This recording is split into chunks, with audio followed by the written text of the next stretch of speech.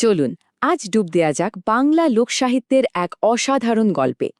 এটা জাদু, বিশ্বাসঘাতকতা আর বন্ধুত্বের এক দারুণ কাহিনী, যেখানে সামান্য এক টুকরো সুতো আর একটা সোনার বাঁশি ফিরিয়ে আনে ন্যায় বিচার।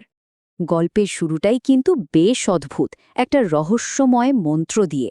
একজন মরমী সাধক রাস্তায় রাস্তায় এই লাইনগুলোই গিয়ে বেড়াচ্ছেন। শুনতে একদম সাধারণ মনে হলেও এই কথাগুলোই কিন্তু আসলে এক বিরাট পরিবর্তনের সূচনা করতে চলেছে, যা একটা গোটা রাজ্যের ভাগ্যই পাল্টে দেবে। তো গল্পটা যখন ঘটছে তখন রাজ্যের অবস্থাটা ঠিক কেমন? সিংহাসনে বসে আছে এক নকল রানী, কাঁকনমালা। বাইরে থেকে সে রানী হলেও তার মনে কিন্তু বাসা বেঁধেছে এক অজানা ভয়। আর তার সাথে সাথে পুরো রাজ্যও ভুগছে এক গভীর সংকটে। হঠাৎ করে কি হলো জানেন?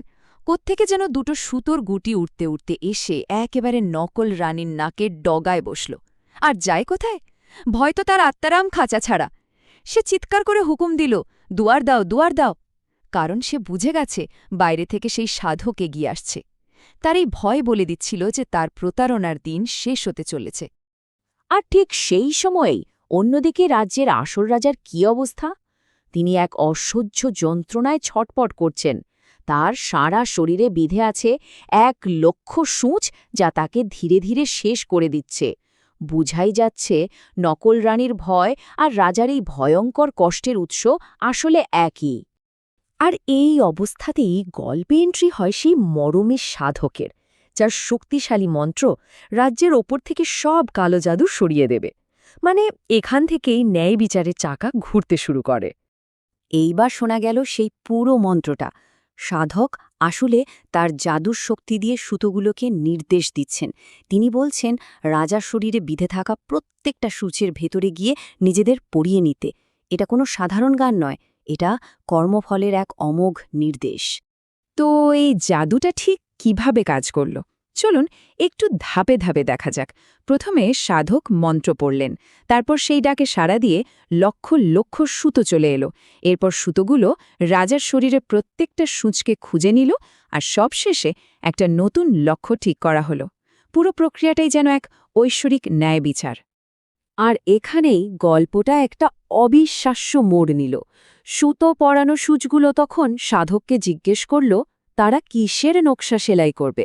সাধকের উত্তরটা শুনলে গায়ে কাঁটা দেবে। একদম পরিষ্কার আর কি ভয়ঙ্কর! নাগনদাসী কাকনমাদার চোখ মুখটি। ন্যায় বিচারের লক্ষ্য এবার স্থির হয়ে গেল। এবার আসছে গল্পের সেই মুহূর্তটা, যার জন্য সবাই অপেক্ষা করছিল। অভিশাপটা এবার পুরোপুরি উল্টে যাবে। কর্মফলের এক জাদুকরী প্রতিফলন ঘটবে, যা চোখের পলকে সবকিছু বদলে দেবে। মানে চোখের পলকে পুরো খেলাটাই ঘুরে গেল।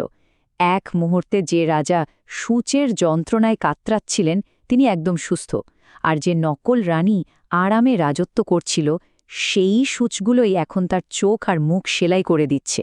একেই বলে কর্মফল। 1,00,000! সংখ্যাটা শুধু একবার ভাবুন তো, কি বিশাল একটা সংখ্যা। রাজার কষ্টের গভীরতা আর নকল রানীর শাস্তির ভয়াবহতা দুটোই এই একটা সংখ্যা দিয়ে বোঝা যায়। এটা শুধু শাস্তি নয়, এটা হলো রাজার কষ্টের সমানুপাতিক প্রতিদান। রাজার শরীর থেকে উঠে আসা সেই প্রত্যেকটা সূঁচ কাকনমালার চোখ আর মুখ সেলাই করে দিল। আর তার সেই যন্ত্রণার মধ্যেই দিয়ে গল্পের এই অন্ধকার পর্বটা শেষ হয়। ন্যায় বিচার সম্পন্ন হল। শাস্তির পর্ব তো শেষ হল, কিন্তু গল্পটা এখানে শেষ নয়, বরং এবার শুরু হচ্ছে পুনরুদ্ধারের পালা। গল্পটা এখন তার আসল সুরে ফিরে আসছে, অবিচল বন্ধুত্বের শক্তিতে, যা যে কোনো জাদুর চেয়েও অনেক বেশি শক্তিশালী। যন্ত্রণামুক্ত হয়ে রাজা যখন চোখ খুললেন তখন প্রথম কাকে দেখলেন জানেন? তার বিপদের দিনের একমাত্র সঙ্গী, তার সত্যিকারের বন্ধু রাখালকে। তাদের সেই আলিঙ্গন এতটাই আবেগের ছিল যে তাদের আনন্দাশ্রুতে যেন পুরো রাজ্যটাই নতুন করে প্রাণ ফিরে পেল। এই দৃশ্যই বুঝিয়ে দেয় সত্যিকারের বন্ধুত্বই ছিল এই অভিশাপ ভাঙার আসল চাবিকাঠি।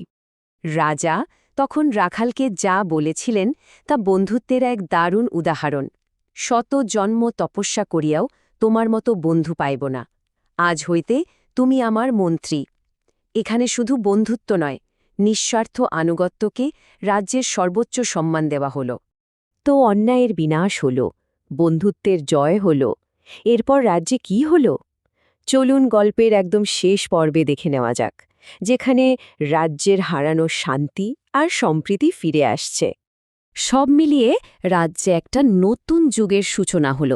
একদিকে যেমন নকল রানী কাকুনমালার মৃত্যু হল, তেমনি আসল রানী কাঞ্চনমালার সব দুঃখ শেষ হল। বিশ্বস্ত রাখাল রাজ্যের মন্ত্রী হিসেবে সম্মান পেল, আর বন্ধুত্ব ও সঙ্গীতের সুরে রাজ্যে আবার শান্তি ফিরে এলো।